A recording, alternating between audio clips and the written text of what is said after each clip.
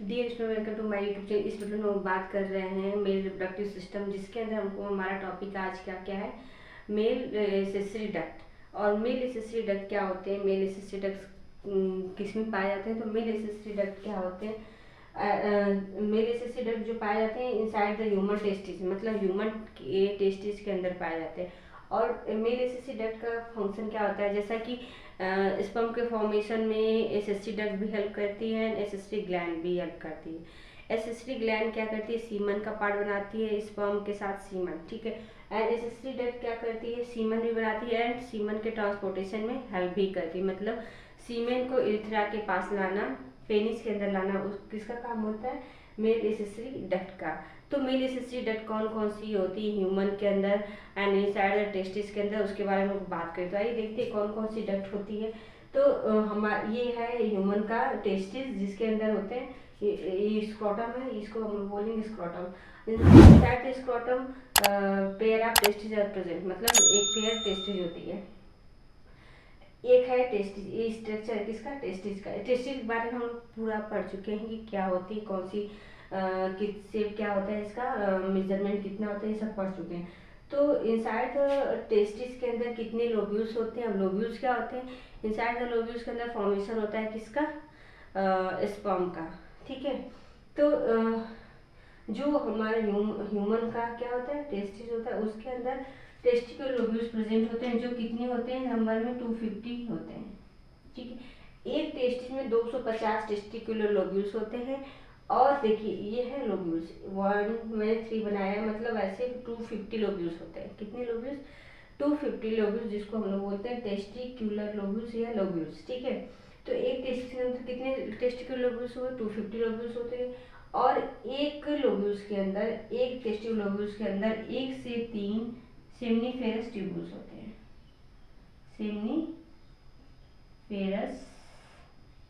Tubules मैंने यहाँ बनाया है, मतलब कितने ट्यूब्यूल्स होते हैं, 1 से 3, 1 to 3 सेमनीफेरस ट्यूब्यूल्स होते हैं। और इनसाइड द सेमनीफेरस ट्यूब्यूल्स दो टाइप की सेल्स पाई जाती हैं, जिसको हम बोलते हैं male germ cell, male germ cell और स्पर्मेटोगोनिया, कुछ भी आप बोल सकते हैं, स्पर्मेटोगोनिया।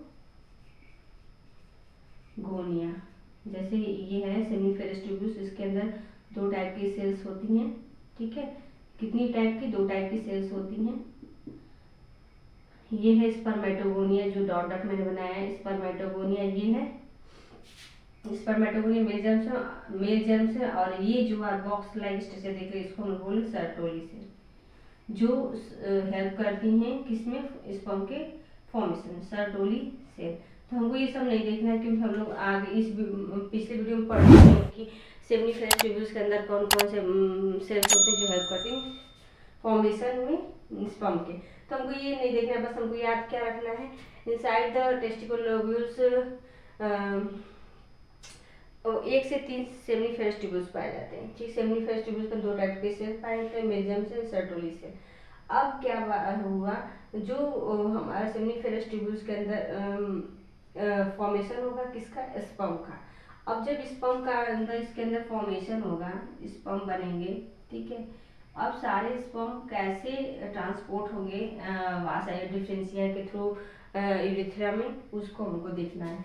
तो देखिए सेमनीफेरस ट्यूब्यूल्स के अंदर किसका फॉर्मेशन हुआ, स्पर्म का, जो मैंने ब्लैक ब्लैक बनाया ये क्या है, स्पर्म।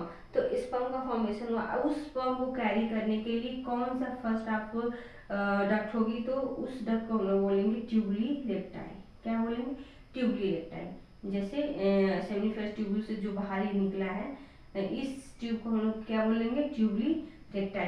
ट्यूबुली जो रेक्टाई है, बहुत सारे ट्यूबुली रेक्टाई ज्वाइन होंगी, कहाँ पे, सारे ज्वाइन हो जाएंगे एक जगह पे, क्या होगी, ज्वाइन होंगी एंड एक स्पेस बनाएंगे, उस स्पेस को हम लोग क्या बोलेंगे, रेटी टेस्टिस। मतलब ये स्पेस क्या है, पूरा जो खाली स्थान है, रेटी टेस्टिस। रेटी टेस्टिस कैसे बनता है, बहुत सारी ट्यूबुली रेक्टाई ज्वाइन होके बनाती है रेटी टेस्टिस। अब इसके बाद यहाँ पे स्पर्म आए, ठीक है। अब इस स्पर्म को टेक आउट करने का काम, ठीक है, बाहर निकालने का काम कौन सी डक्ट करेगी, वासा इफ्रेंसिया।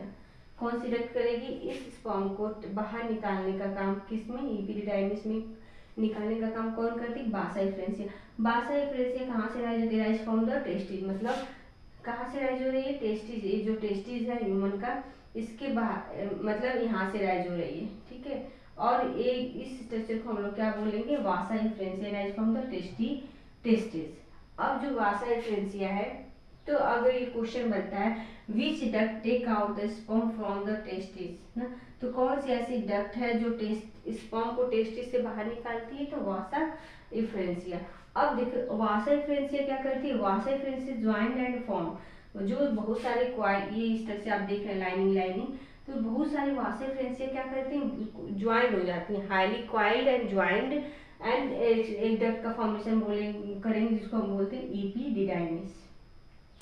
मतलब वासा इफ्रेंसिया क्या करेंगे? हाईली क्वाइल्ड हो जाएंगे और एक डक्ट का फॉर्मेशन करेंगे जिसको बोलते हैं इपीडिडाइमिस। इपीडिडाइमिस क्या करता है? इपीडिडाइमिस का क्या काम होता है?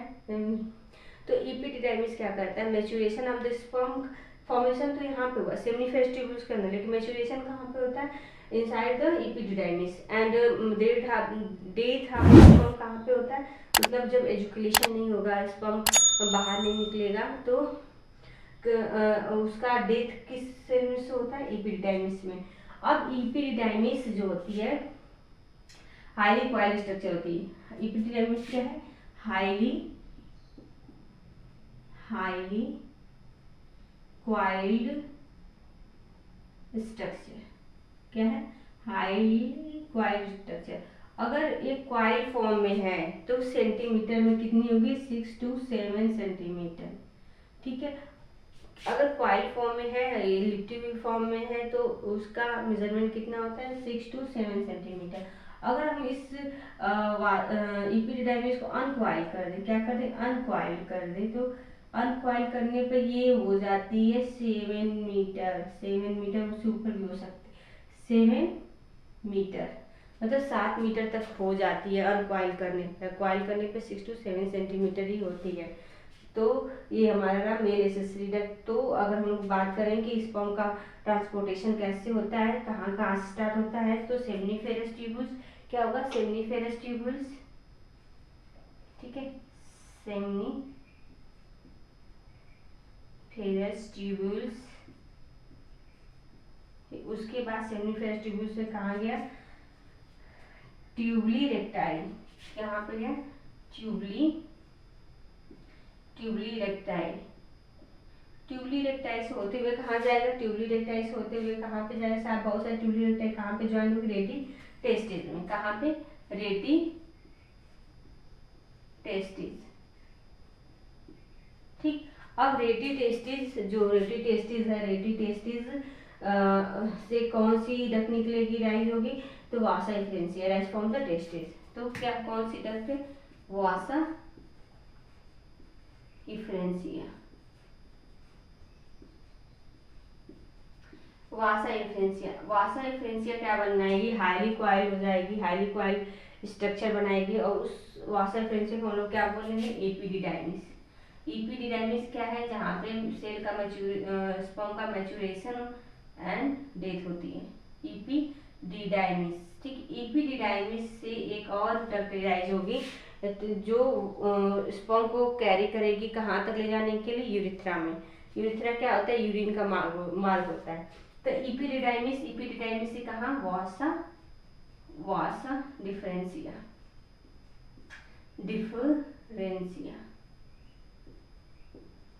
तो ये रहा male accessory duct. Seminiferous tubules के अंदर फॉर्मेशन हुआ स्पर्म का जब फॉर्मेशन हो जाता है ट्यूबली रेक्टाइल द्वारा कहाँ पे जाएगा? रेटी टेस्टिस में एक्युमुलेट होगा, इकट्ठा होगा, स्टोर होगा। उसके बाद रेटी टेस्टिस से बहुत सारी डक्ट राइज होंगी जिसको हम लोग बोलेंगे वासा इफ्रेंसिया।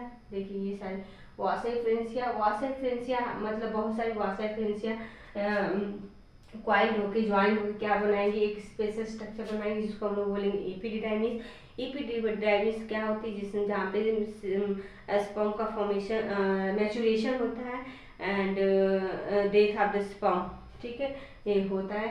एपिडिडाइमिस की बात करें तो ये हाईली क्वाइल्ड स्ट्रक्चर होता है। अगर अनक्वाइल्ड है तो 7 मीटर होती है, अगर क्वाइल्ड फॉर्म है तो 6 to 7 सेंटीमीटर होती है। उसके बाद एपिडिडाइमिस एक किससे अनकॉइल्ड स्ट्रक्चर निकलेगा जिसको बोलते हैं वासा डिफरेंशिया, जो कहाँ पे मिल जाएगी, यूरेथ्रा के पास आकर मिल जाएगी। तो ये हमारा रहा मेल का मेल एसेसरी डक्ट। अगर हम लोग अगले वीडियो में क्या पढ़ेंगे, मेल एसेसरी ग्लैंड, जो ग्लैंड क्या करती है, हेल्प करती है स्पर्म के फॉर्मेशन में। तो नेक्स्ट वीडियो में ये हमारा टॉपिक है male accessory gland. I hope आपको वीडियो पसंद आए। अगर वीडियो पसंद आए तो please like share and subscribe.